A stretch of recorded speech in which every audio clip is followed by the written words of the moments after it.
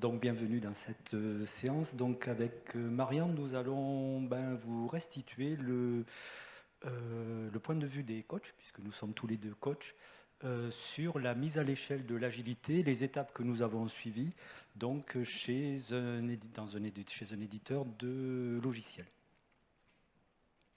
Voilà. Donc le slide sponsor, donc merci au sponsor, sans qui cet événement, vous connaissez la suite. Et voilà, donc je suis Thierry Cross, donc j'interviens, donc puisqu'il s'agit du MIPI, cet éditeur, donc j'interviens au MIPI depuis 1 an en tant que coach externe, et donc je travaille en fait au quotidien avec Marianne, où je travaillais, puisque là je suis enfin avec Marianne qui a des coachs internes. Voilà, moi je suis coach interne au MIPI et j'interviens sous cette transformation depuis maintenant 2 ans et demi. Donc l'objectif de cette présentation, c'est de vous montrer les principales étapes que nous avons menées dans cette transformation. Donc, nos axes d'accompagnement, les cadres que nous avons utilisés et nous avons finalement décomposé la présentation, vous allez voir, en 5 parties qui correspondent aux grandes étapes de la transformation. Donc une première partie avec Scrum, donc qui a débuté en septembre 2011 sur une équipe, puis plusieurs équipes, on le verra, jusqu'en septembre 2013. Une phase qu'on a nommée extraterrestre, de septembre 2013 jusqu'à la fin de l'année dernière. Une phase lueur, début d'année de cette année. Une phase c'est parti, et puis la phase dans laquelle nous nous trouvons. Et on nous fera un petit peu un point de route où on en est et ce qui nous reste à mener. Voilà le programme. Pour commencer, je vais vous présenter un petit peu le contexte pour vous situer la transformation. Donc, le MIPI est un éditeur logiciel, un groupement d'intérêt public, leader dans le domaine des systèmes d'information de la santé. Il propose une offre logicielle sur la partie médico-administrative avec 5 produits phares. Le MIPI est également hébergeur de données de santé et le premier producteur de d'EP en France avec plus de 3 millions de bulletins par an et offre une offre de consulting pour ces établissements. Pour vous représenter un petit peu la taille de l'organisation, j'ai mis quelques chiffres. Nous sommes plus de 400, maintenant 450 collaborateurs répartis sur 4 agences à Toulouse, Amiens, Reims et Bordeaux.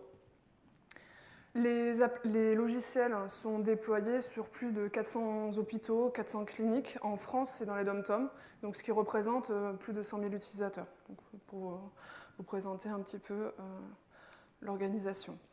Quelle est l'organisation de départ dans laquelle nous nous trouvons? Le MIPI est décomposé en 4 directions. Une direction de la stratégie dont sa responsabilité, c'est vraiment le recueil, la collecte des besoins, et le travail sur la définition des cibles stratégiques pour les nouveaux produits et les nouveaux services.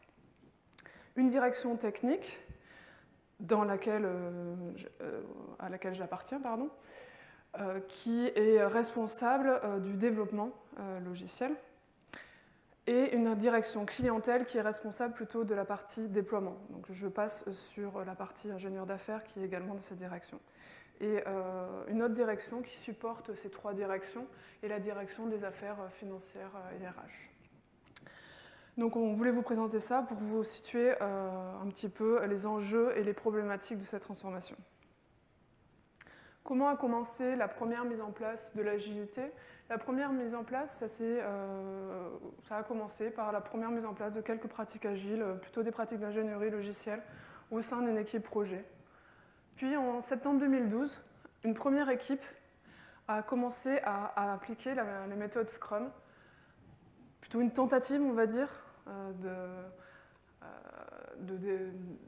tentative de déploiement de cette méthode sur cette équipe, qui a été plus ou moins positive, mais au final, les retours ont été plutôt positifs puisque de nouvelles équipes, 3 équipes, puis 6 équipes, plus une dizaine d'équipes, se sont mis à mettre en place ce Scrum, plus des pratiques XP.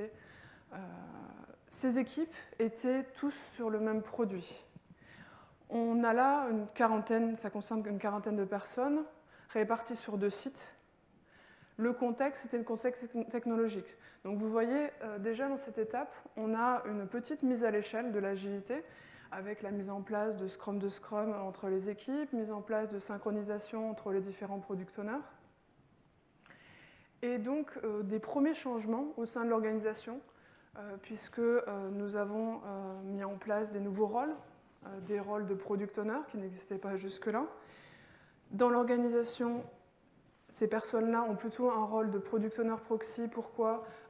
Parce qu'elles travaillent avec la maîtrise d'ouvrage qui est dans une autre direction et les diffuseurs dans une autre direction. Des rôles de Scrum Master sont mis en place.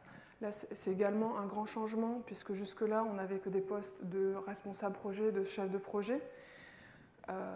Donc il a fallu faire comprendre, et c'est encore un travail de tous les jours, les nouvelles responsabilités de ces personnes-là et la responsabilisation de tous les équipiers agiles, et non, comme on avait jusque-là, les développeurs étaient plutôt considérés comme des exécutants, mais là on a bien travaillé sur la responsabilisation de tous les membres de l'équipe, agile. Également, un changement dans l'organisation, c'est l'intégration des testeurs et des architectes au sein des équipes agiles, qui jusque-là étaient dans un service dédié transverse. À l'issue de cette première mise en place de l'agilité, s'est posé la question, comment on continue cette transformation ? Donc le management voulait déployer l'agilité sur les autres produits. Je vais vous présenter un petit peu le contexte de ces produits. Donc les 3 autres produits, au niveau du contexte technologique, ce n'est pas du tout la même chose. On est plus sur des technologies anciennes, type COBOL, Natstar, Axient, PHP. Elles travaillent en cycle en V depuis plus d'une dizaine d'années. Elles ont plus d'une centaine de sites en production. Et sur le terrain, on se rend compte qu'il y a plutôt une méfiance de l'agilité, les personnes sont plutôt sceptiques.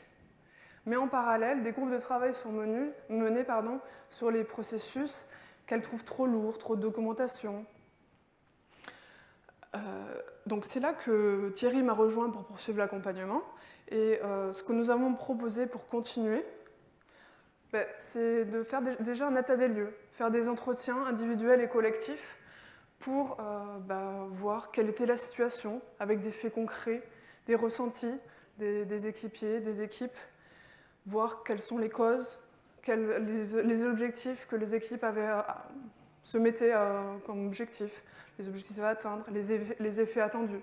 Ce qui nous a permis d'établir des premiers plans d'action et de proposer des outils pour améliorer leur quotidien tout de suite.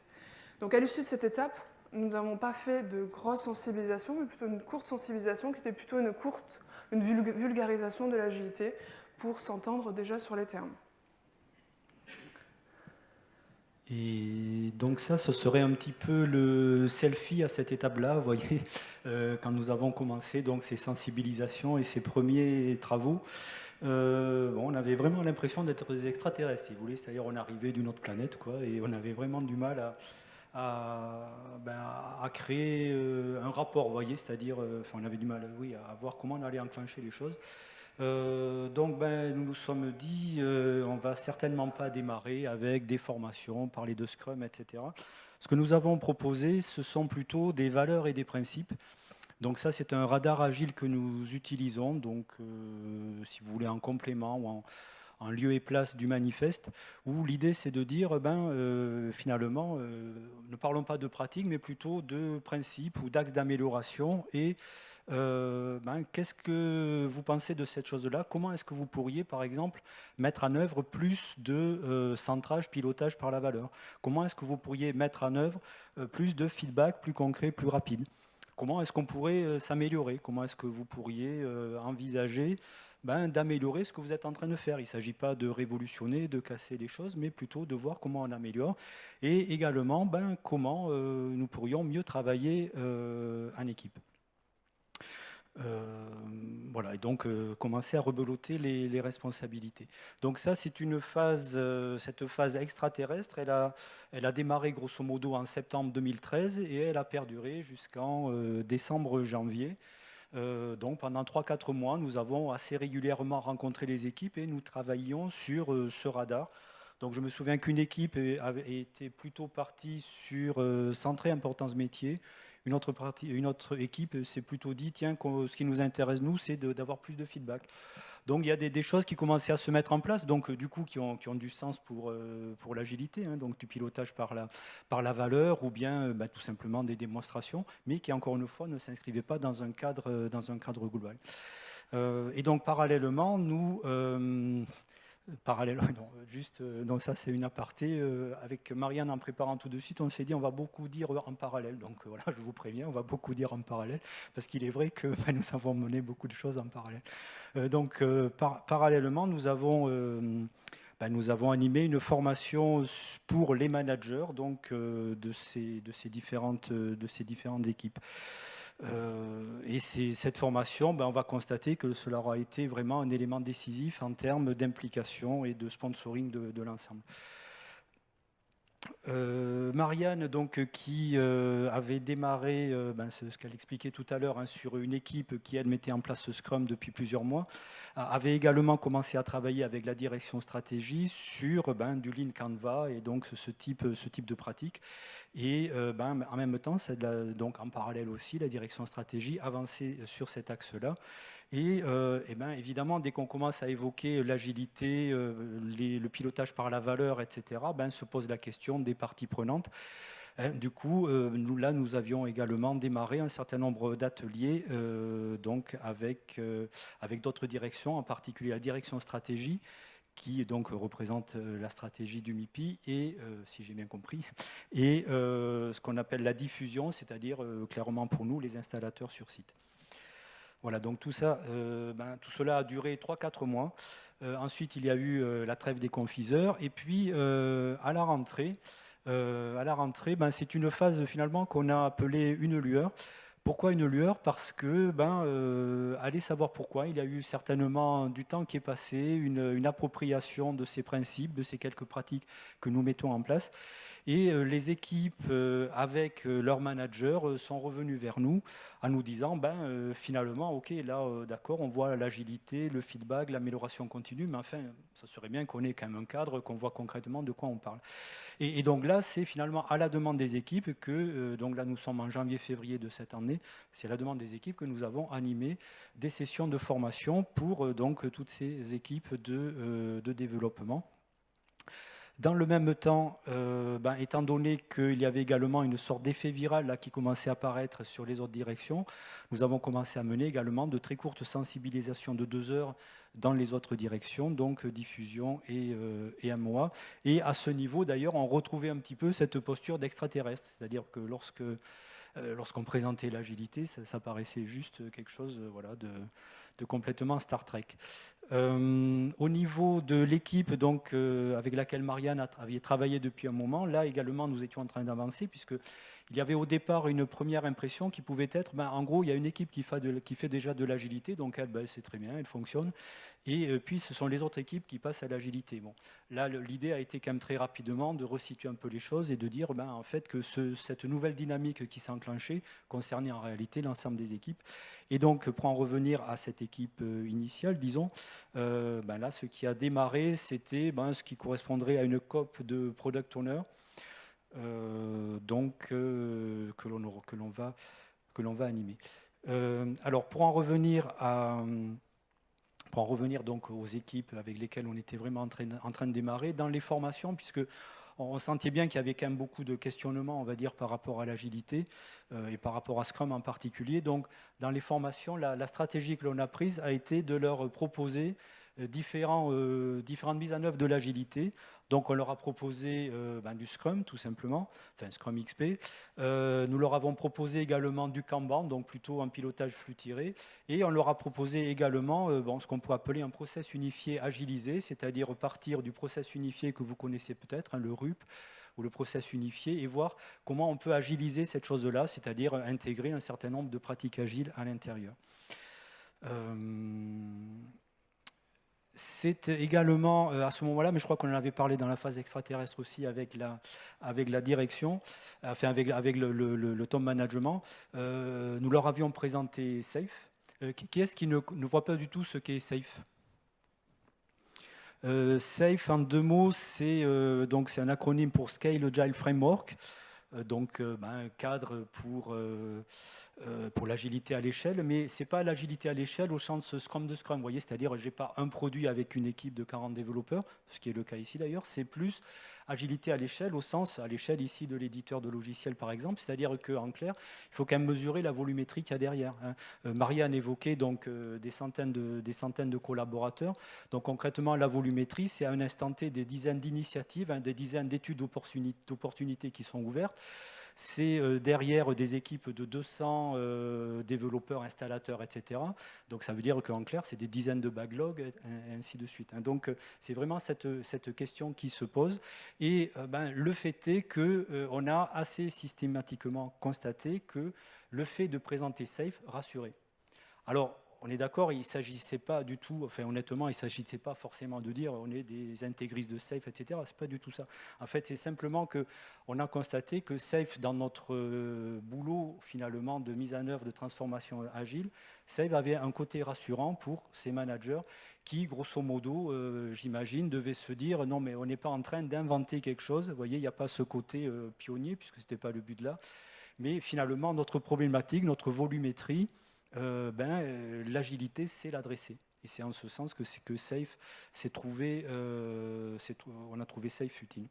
Voilà. Et dans le même temps, étant donné donc, nous commencions là du coup à travailler avec les équipes sur une éventuelle mise en œuvre, donc au travers du process unifié agilisé en particulier.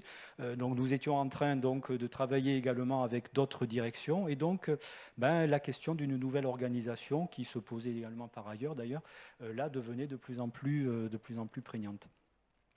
Et puis donc à l'issue de cette période, donc cette lueur, disons en gros entre janvier-février, le temps des formations jusqu'au printemps, quoi, mars-avril, et bien à l'issue de cette période, disons, de lueur, là les choses se sont vraiment enclenchées. Voilà, donc, comme l'a dit... Allô ? Oui. Comme l'a dit Thierry, là, les équipes ont choisi un cadre. Maintenant, c'est parti. L'idée, c'est de commencer à le mettre en œuvre. Donc, on a les premières itérations du process unifié agilisé du MEPI, dont on a défini, qui ressemble relativement à du RUP que nous avons agilisé, avec 3 phases, une phase d'initialisation, une phase de construction et une phase de transition. Dans chaque phase, nous avons plusieurs itérations. Les équipes ont choisi pour l'instant de partir sur des itérations d'1 mois. Les activités dans ces itérations sont des activités d'expression de besoin et de réalisation dans le sens global du terme, avec les spécifications, conception, développement et tests. Mais les objectifs de ces premières itérations étaient vraiment d'enclencher la mise en place de la planification par la valeur,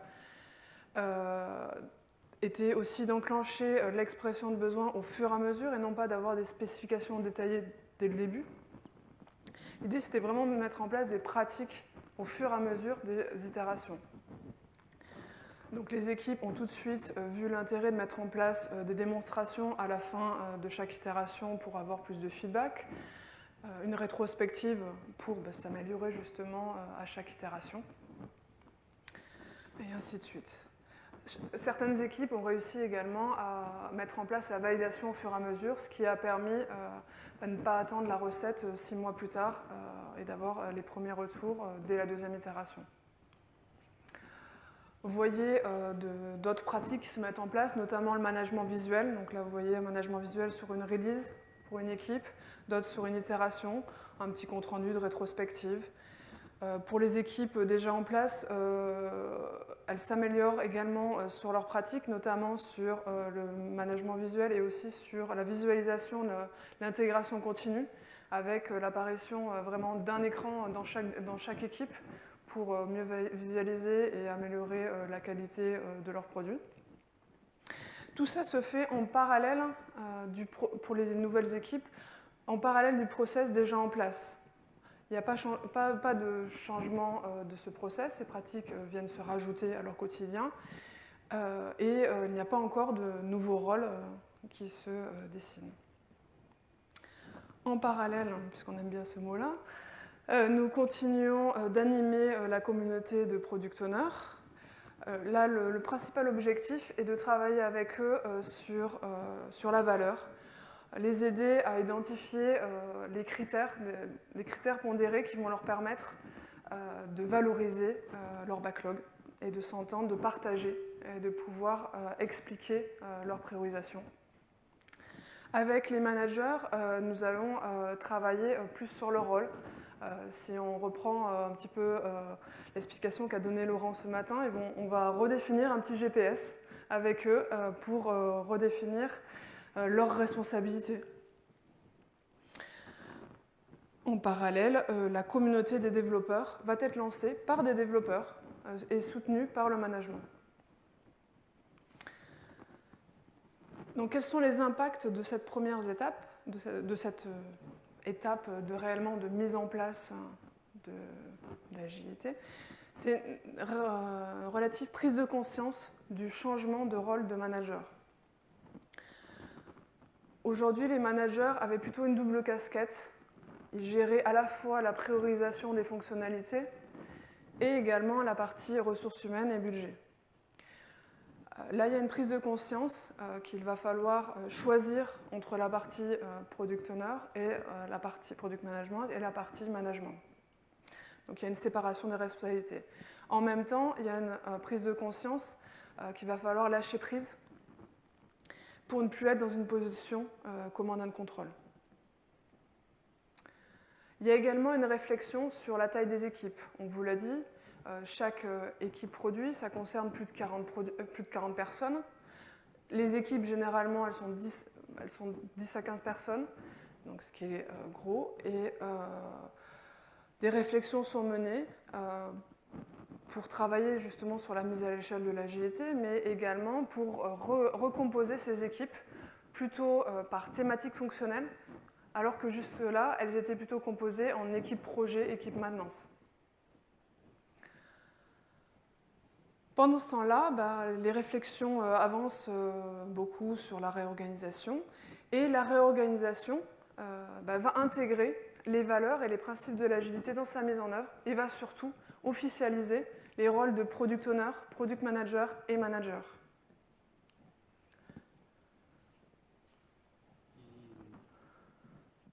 Allô, allô, oui. Donc, c'est un petit peu le chemin parcouru, puisque nous en sommes finalement à cette étape-là. La réorganisation est en train de se mettre en œuvre. Et donc, le premier changement important, c'est que les personnes qui sont directement concernées par le produit, c'est-à-dire l'ex-MOA, donc qui définissait la stratégie, qui travaille sur des initiatives, sur de nouvelles initiatives, les personnes qui s'occupent du déploiement sur les différents centres hospitaliers, et puis évidemment les développeurs font désormais partie de la même nouvelle direction qui est la direction produit. Cette direction produit est organisée en gamme de produits, et donc il y a aujourd'hui 5 gammes de produits qui regroupent à peu près 200 personnes, quelque chose comme ça.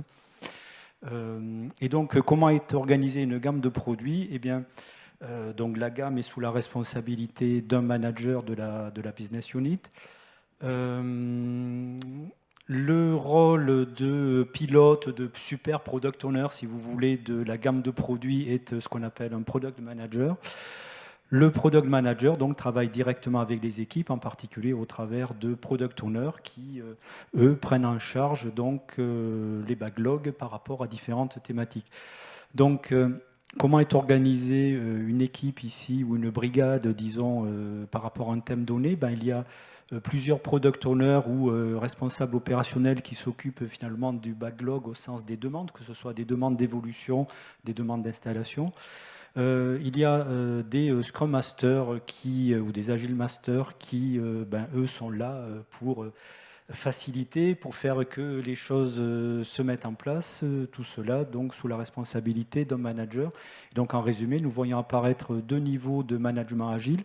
Le management global de l'unité, donc entre 50, 60, 70 personnes, des managers d'équipe de l'ordre de 20-30 personnes, enfin 20 personnes, et puis d'un point de vue plutôt pilotage produit, donc le product manager et les PO.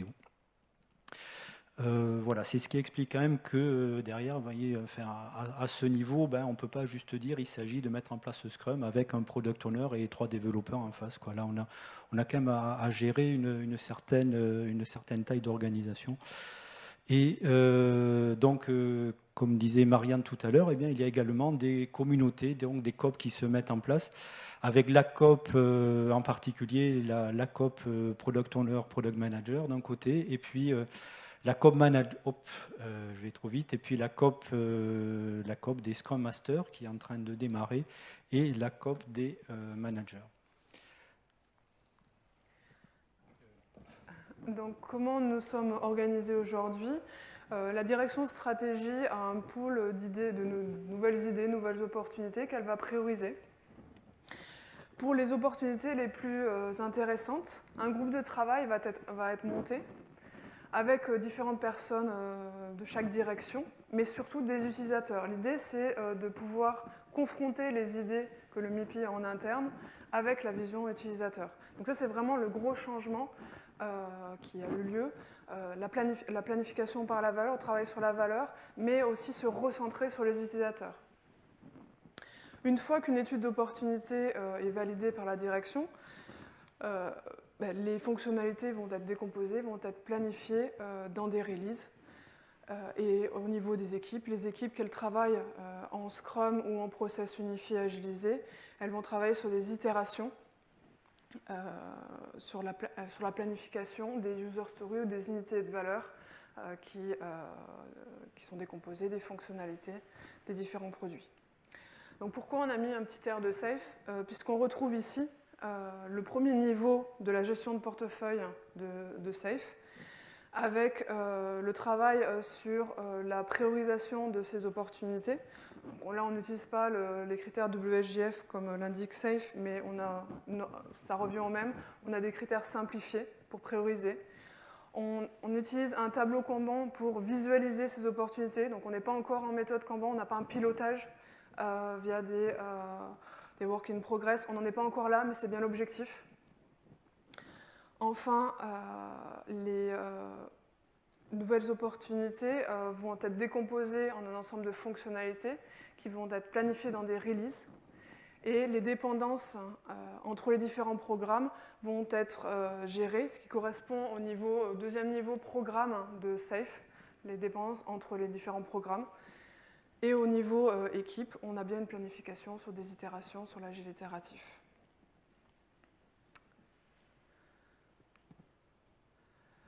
Donc voilà, en un an, tout le chemin parcouru et la mise en place de cette nouvelle organisation qui a inclus des valeurs et des principes agiles. Donc, il nous a permis de progresser dans cette transformation agile.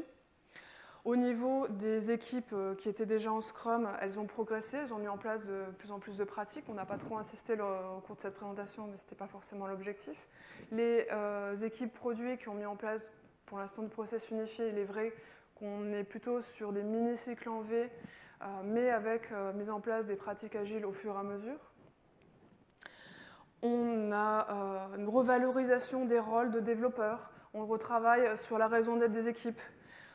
Donc on a vraiment avancé ce dernier semestre sur la mise en place de cette transformation agile. Néanmoins, il nous reste quand même beaucoup de choses à faire. Il reste beaucoup de choses à faire, en particulier avec les autres directions, puisque là, vous voyez qu'il y a l'aspect interne à la direction produit, donc c'est l'ensemble des équipes qu'on évoquait tout de suite. Et donc avec les autres directions, il reste à mettre en place là le schéma que présentait Marianne, donc type SAFE, avec des études d'opportunité ou les business epics, hein, donc les initiatives, puis donc qui se déclinent en termes finalement de projets ou de développement dans les équipes. Donc ça, c'est quelque chose qui est en train d'être travaillé, en particulier sur la dynamique de cette chose-là, hein, comment on gère ça.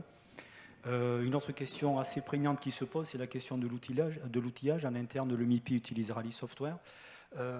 Donc il y a déjà X licences, mais là vous voyez qu'on multiplie le nombre de licences, donc se pose la question des licences, mais aussi la question de la formation, la question également de l'outillage en place, parce que mettre en place de l'agilité, là, ça ne veut pas dire on a déjà des outils qui permettent de gérer, par exemple, genre des bug trackers, etc. Et puis on rajoute encore un outil. La question de l'outillage, c'est non pas seulement l'outil qu'on met en place pour l'agilité, mais aussi comment, en clair, on va fumer d'autres outils qui finalement ne servent plus. En tout cas, sont remplacés par ces nouveaux outils. Et puis une autre question assez prégnante qui se pose également, qui est la question des contrats, tout simplement, à la fois vers les utilisateurs, la question des contrats de type early adopter sur les initiatives, justement, donc comment on peut contractualiser sur des partenariats, par exemple.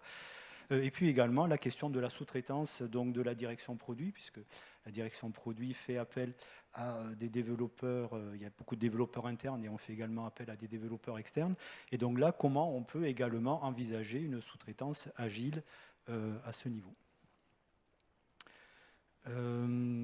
Alors pour terminer, puisque là on n'est pas très loin de la fin, donc il nous reste 15 minutes, donc c'est parfait.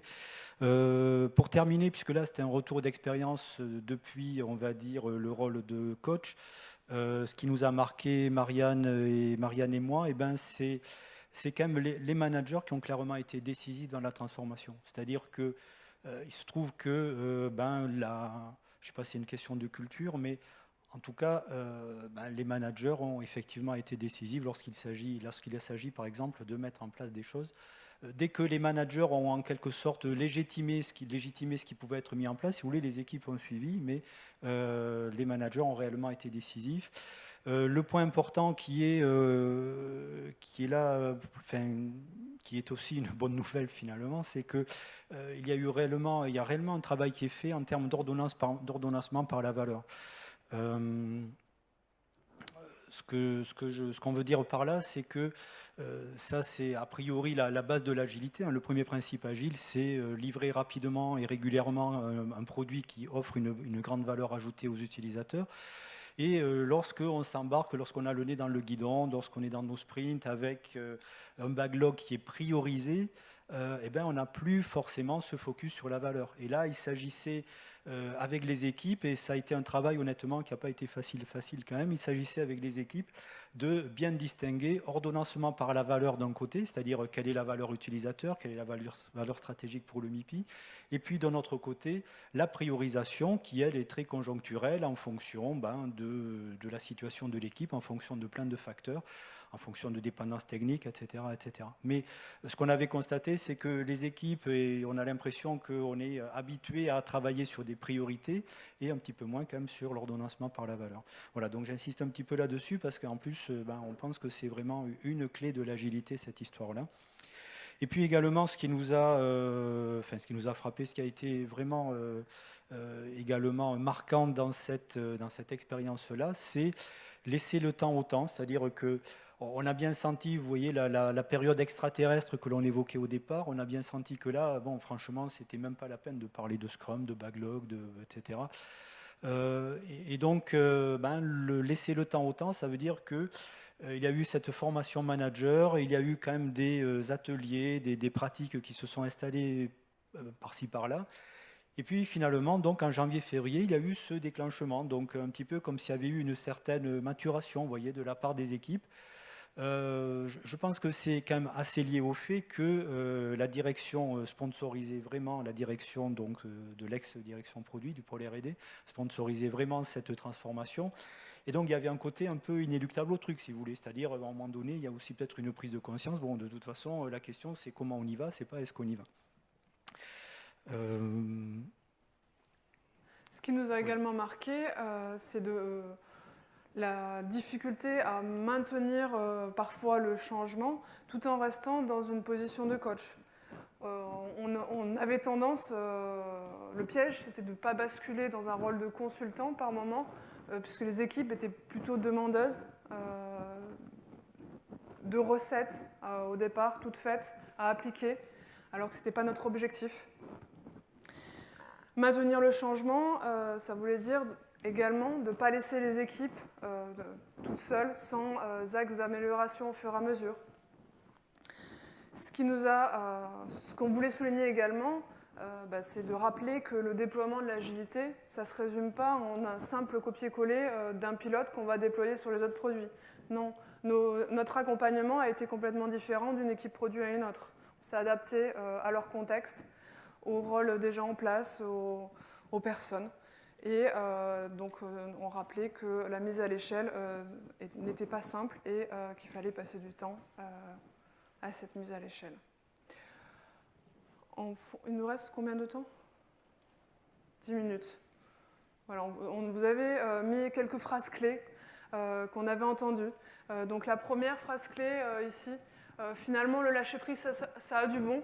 Ça, c'est un manager qui l'a dit en revenant de vacances. Il s'est dit, bah ouais, j'ai pu partir en vacances sereinement finalement. Et l'équipe, elle a réussi à s'auto-organiser, alors qu'avant, il fallait que je booste pour leur donner toutes leurs tâches et j'étais pas sereine pendant les vacances. Donc ça s'est réellement passé. Pendant la phase de questionnement, qui pour certains c'est toujours en cours, les managers, certains managers, mais ça sert à quoi alors c'est quoi notre rôle? Quelle est la journée type? Donc il y avait beaucoup de réflexions sur leurs nouvelles responsabilités. Tu veux en prendre une autre? On peut laisser là. Donc, oui, l'équipe s'auto-organise. Ça, c'est un manager également qui nous a posé cette question. L'équipe s'auto-organise, mais comment est-ce que je peux contrôler? Donc, ce qui, si vous voulez, de prime abord, peut paraître un peu curieux. Il ne s'agit plus de contrôler.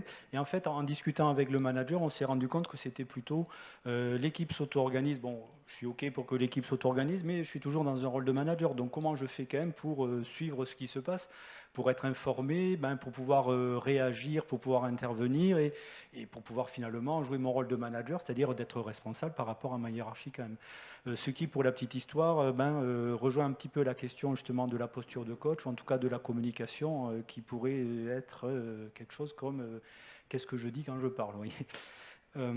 Voilà. Une autre question intéressante, est-ce qu'on peut donner des thèmes à la COP développeur, puisque lorsque la COP développeur est apparue, comme disait Marianne, à l'initiative de développeurs d'ailleurs, le management était OK pour que les développeurs passent du temps à cette communauté. Et en même temps, ils avaient quand même envie d'intervenir. Donc, est-ce qu'on ne pourrait pas quand même donner des thèmes d'études? Bon, voilà. Donc là, il s'agit de resituer un peu les choses et de montrer aussi, au travers de ces exemples-là, qu'on est en train de parler quand même de quelque chose de sensiblement différent. On est en train de parler d'auto-organisation.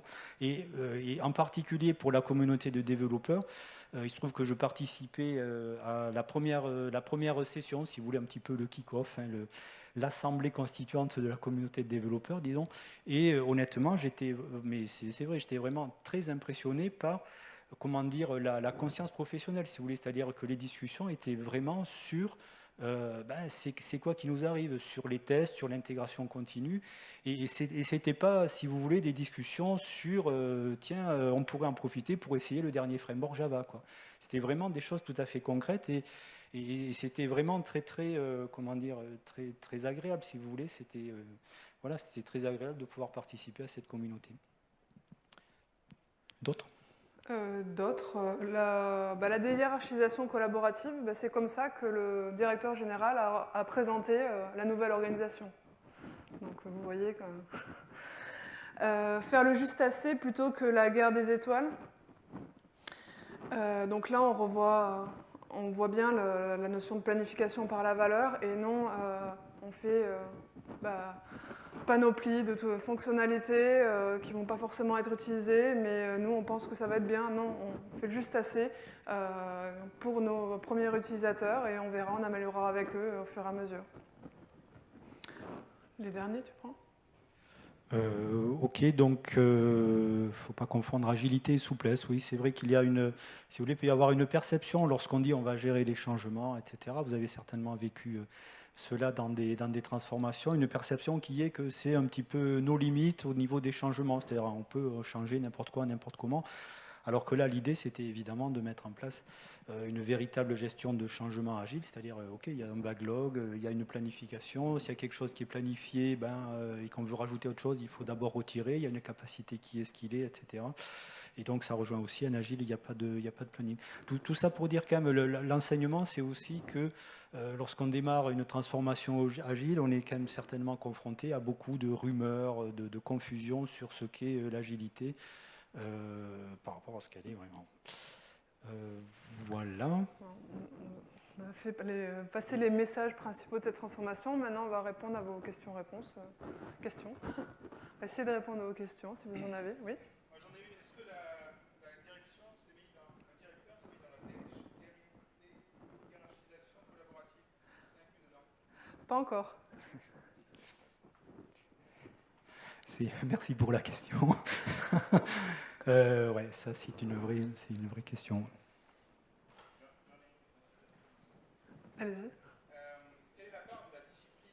Vous avez dit que, en fait, j'oppose à la rigueur venant d'en haut, discipline étant dans les équipes auto-organisées. Quelle est la part de la discipline dans la démarche que vous avez eue? Alors c'est vrai, enfin je démarre puis. C'est vrai que bon, moi je viens de l'extreme programming. En 2000, l'extreme programming on le présentait comme une discipline de développement. Le terme discipline, il y avait un côté, alors effectivement il peut y avoir confusion avec rigueur. Discipline, c'était vraiment au sens on fait ce qu'on a dit. Discipline, c'est aussi apprendre au sens disciple, c'est-à-dire on se positionne en tant qu'apprenti de ce qui se passe, quoi. On n'est pas apprenti du coach, on n'est pas apprenti du manager, on est apprenti de la réalité, de ce que l'on vit, et c'est de cette façon que l'on apprend. Donc, c'est vrai qu'au départ, nous avons eu on a forcé un petit peu le trait sur l'aspect discipline.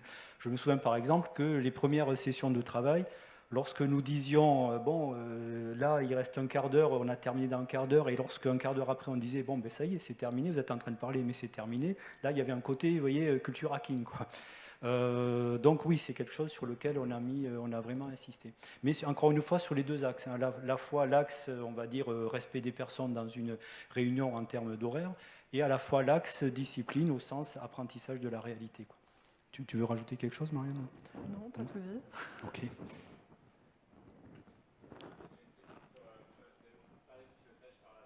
Oui. Ouais. Allez, vas-y. J'y vais. Bon, est-ce qu'on peut en dévoiler un peu plus? Je ne sais pas exactement ce que tu attends, Laurent, mais l'idée, c'est simplement de dire que, et là on se réfère finalement aux bases de l'agilité, encore une fois, le premier principe agile, c'est bien livrer rapidement quelque chose qui apporte de la valeur. Les user stories, même si après on peut discuter user story feature, mais il y a bien un critère qui est la valeur métier de la story. Et donc l'idée, si vous voulez, c'était de dire qu'une des toutes premières choses à faire quand on commence à avoir un backlog, que ce soit un backlog de feature, un backlog de story, une des toutes premières choses à faire, c'est d'ordonnancer par la valeur. Et alors, on s'est rendu compte que les mots sont importants et justement, on ne disait pas prioriser par la valeur, par exemple, puisque priorité, on le réserve à autre chose. Donc, ordonnancer par la valeur, de telle façon que déjà, on se concentre sur ce que l'on considère comme le plus important. Donc on est bien d'accord, je ne sais plus si toi Laurent qui le disait ce matin, mais on est bien d'accord que la valeur elle change au fur et à mesure. C'est quelque chose qui va en fonction du temps aussi, mais enfin à un moment donné on a une valeur. Donc l'idée c'est par exemple de même pas perdre du temps sur de l'estimation de quelque chose qui n'a pas beaucoup de valeur. Et donc à partir du moment où on commence à avoir un backlog ordonnancé par la valeur, l'idée, donc ce que l'on a transmis en quelque sorte, l'idée est de travailler sur du coup ce haut de backlog un petit peu idéal si vous voulez, en termes d'ordonnancement, donc de commencer à le rendre prêt, c'est-à-dire les tests d'acceptation, les efforts, et à partir de là, on peut envisager de prioriser ce backlog pour la planification. Mais prioriser le backlog, ça signifie, je prends en compte dans mon ordonnancement, disons dans mon tri, dans mon ranking, je prends en compte d'autres critères, comme par exemple la dépendance technique, comme par exemple la disponibilité de tel ou tel produit, enfin de telle ou telle bibliothèque, etc. etc. Et juste, je ne sais pas si je parle trop là ou pas, mais j'insiste sur un point qui est que c'est bien là la clé en fait, hein, c'est-à-dire que on a bien vu que c'est en insistant sur ce pilotage par la valeur que les product owners arrivaient en fait à déboîter de leur fonctionnement habituel, qui était plutôt, puisque comme disait Marianne au départ, les product owners arrivent plutôt du monde technique, et donc si vous voulez, on est habitué, bon si je prends un exemple qui n'est pas si caricatural, c'est une base de données. En tant que TECOS, on va dire, bon, il nous faut tout le schéma de la base de données parce que franchement, c'est un peu la mort après s'il faut refactorer la base, bon, qui est une vraie question d'ailleurs. Et donc, ça veut dire que là, il y avait un pilotage qui s'effectuait non plus par la valeur, mais par l'aspect technique, on crée la base de données, etc. etc. Et en jouant là-dessus, avec des jeux comme Lego Force Scrum par exemple, on est arrivé à faire prendre conscience qu'il y a peut-être d'autres façons de faire. Voilà.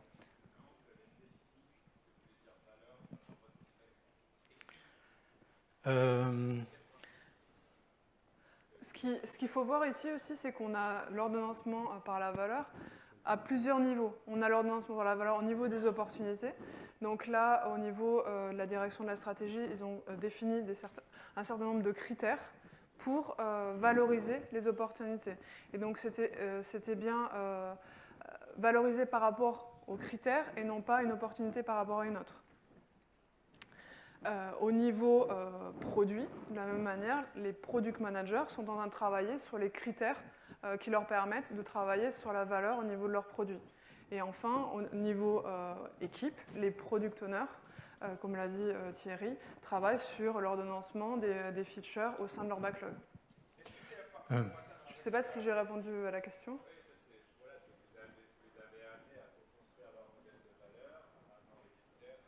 Voilà. C'est ça. Oui. Enfin, il y aurait beaucoup à dire.